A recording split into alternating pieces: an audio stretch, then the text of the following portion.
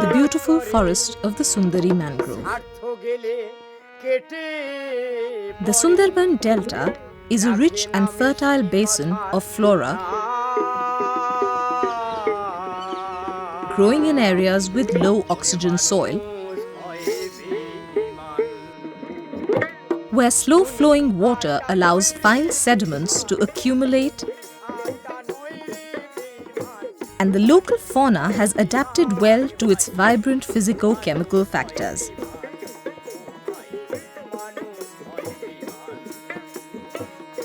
Covering India and Bangladesh, this highly active zone supports a diverse gene pool of micro and macrobiotic groups, an ecosystem dominated by mangrove vegetation occupying a special status as critically endangered. Covering a vast landmass of approximately 40,000 square kilometers of active delta region, of which 10,000 square kilometers is the Sundarban or forest deltoid floodplains across Bangladesh and India. The Sundarban region is perhaps the largest unbroken mass of mangrove ecology remaining in the world. The unique ecosystem is a precarious balance between the freshwater courses of the tributaries and distributaries of the Ganga-Brahmaputra riverine system and saline waters of the Bay of Bengal, with massive quantities of decomposing leaves, twigs and roots, combined with organic matter from outflowing rivers and incoming tides, to anchor a nutritious food web for terrestrial and aquatic beings as well as for humans. Over 60 species of mangroves spread through the 10,000 square kilometers of the Sundarban forest across Bangladesh and India. This is also home to the nearly extinct saltwater crocodile, the northern river terrapin, and the mangrove horseshoe crab, as well as the protected freshwater dolphins and the Bengal tiger, which is considered by the local folk as the protector of this morpho-physiological intertidal area. This ruthless and exotic archipelago of islands in the Bay of Bengal, situated south of the Tropic of Cancer, is humid and dangerous. There are perhaps more trees in the Sundarban than there are thorns in all of the deserts. Nonetheless, from October to February, the rivers are calm and free from turmoil, unlike the summer months where temperatures soar up to 37 degrees Celsius with approximately 82% humidity, more or less throughout the year, with 200 meters of coast disappearing in a single year, according to a report by scientists from the Zoological Society of London. The challenge is for man to adapt and survive alongside this highly endangered terrestrial and aquatic ecology.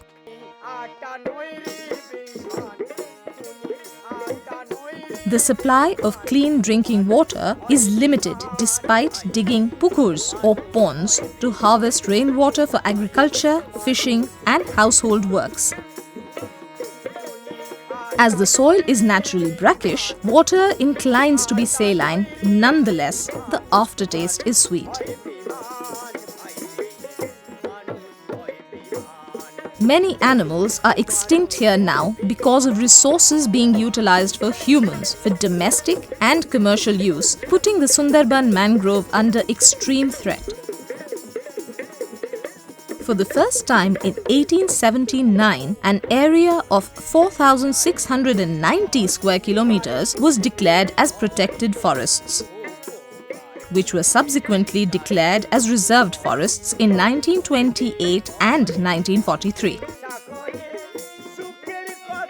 Between 1873 and 1968, the mangrove-covered area decreased to about half its original size on account of conversion of forest to agricultural land and settlements. The mangrove forest boundary shifted further to the south and the mangroves were cleared between the Hooghly River and the Matla River. After independence, the population of the Indian Sundarban grew from 1.15 million in 1951 to a staggering 4.44 million in 2011, which led to a growing demand for its resources, putting enormous pressure on the fragile ecosystem to provide timber, fish, honey, and medicine from the mangroves. Today, the erosion rate is significantly higher than in the last century. Small-scale loss and gain has occurred due to erosion and accretion of sediments within the tidal channels. New islands have developed alongside the Hooghly River on the western side, while land has eroded on the eastern side of the Indian Sundarban. Currently, however, erosion rates are much higher than aggradation, which is most likely the result of artificial sediment traps upstream due to dams and barrages in particular areas, and higher discharge through water diversion in other parts of the drainage basin. Sea level rise is a major cause for recent land loss along the coastline. That has serious consequences on the well-being of the mangrove jungles in the Sundarban. Not only has the reduced freshwater supply led to higher river water salinity, but also the aquatic subsystem has threateningly changed, resulting in a sharp decline in the commercially important fish in the central zones of the Sundarban. Due to hydrological modifications with altered flooding and soil salinity conditions, changes in plant life can be assumed, which in turn impacts the all-inclusive food chain inside the Sundarban mangrove forests. The two most serious anthropogenic impacts on the forest are the wastewater pollution from large cities and industry and a reduction in freshwater supply owing to the construction of upstream embankments for diversion of clean drinking water and irrigation. Large-scale destruction in mangrove structure as well as coastline is caused by occasional cyclonic developments as well. For example, on the 25th of May 2009, a tropical cyclone, Aila, hit the Sundarban in India and Bangladesh with wind speeds going up to as high as 110 kilometers an hour. The surrounding areas of the Sundarban mangroves, both in India and Bangladesh, are some of the most densely populated areas of the world. More than half of the population is underprivileged on the Indian side and depend heavily on the goods and services that the forests provide.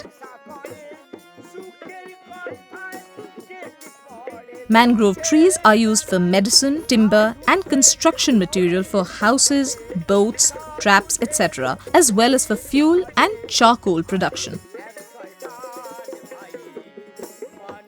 Apiculture is widespread within the Sundarban mangrove forests and provides honey and wax. Around 2,000 people are engaged in beekeeping in the Indian Sundarbans, producing approximately 90% of the total natural honey production in India.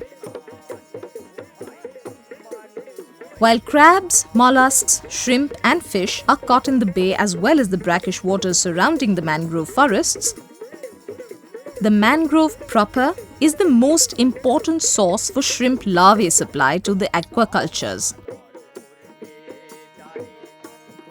In addition, the mangroves are the nurseries for many commercially important fish species. In 1658, Mughal prince Shah Shuja for the first time treated the forests of Sundarban as a source of revenue. Later, In 1737, the lands of 24 Parganas was ceded to the East India Company and became the Jagir of Lord Clive.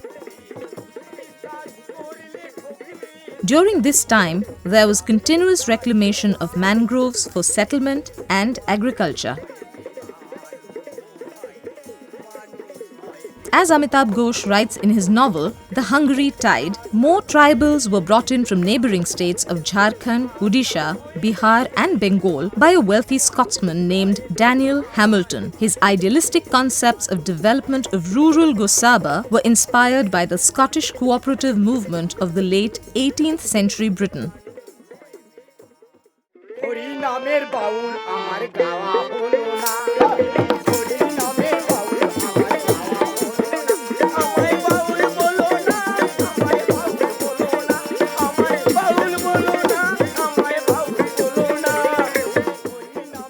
People from as far as Rajasthan have been observed living here. Listening to music, the local artists play every evening in Satjelia village as well as in temples. One can experience this cultural exchange here every day.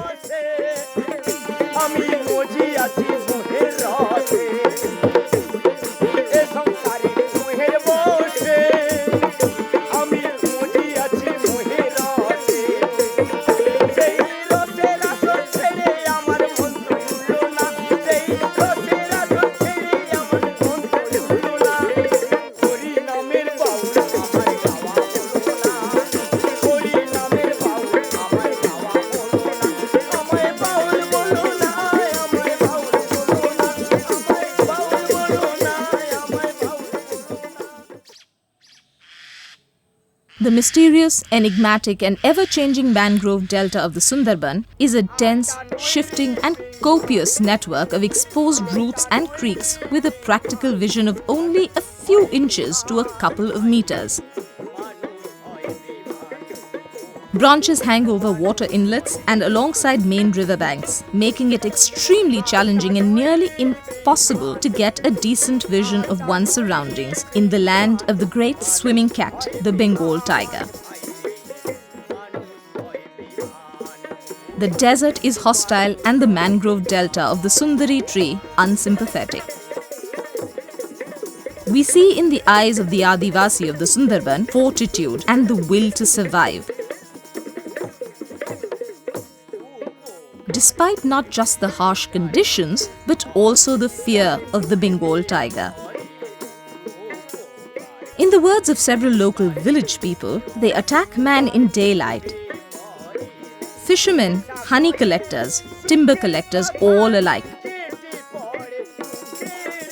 The women are more prone to attacks from crocodiles and poisonous creatures while collecting shrimp and prawns in shallow waters or during low tide.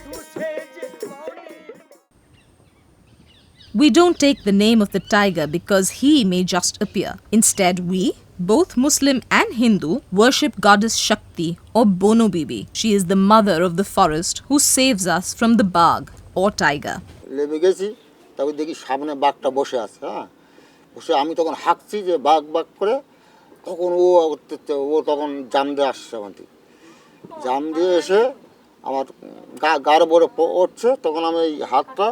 ওর গালে ঢুকিয়ে দিয়েছি তখন সব লোকজন এসে গেছে গ্রামের লোক এসে ওরা তখন ফটাফটি করছে তখন এই ফটাফটি করে বসে গেছে বাঘটা পড়ে গেছে আমি পড়ে গেছি পড়ে আমার পিছনে একটা গাছ ছিল গাছে হেলান দিয়ে ওর তখন ও আমার দিয়ে হা করে আসছে তখন আমি ওর গালে হাতটা ঢুকিয়ে দিয়েছি দিয়ে পাটা একদম ধরে রেখেছি ঠেলে রেখেছি আমি মুখে যাতে না ধরতে পারে আর কি And the tigers of the Sundarban have adapted and evolved to thrive here so well that they are even able to drink the salty water from the rivers and creeks.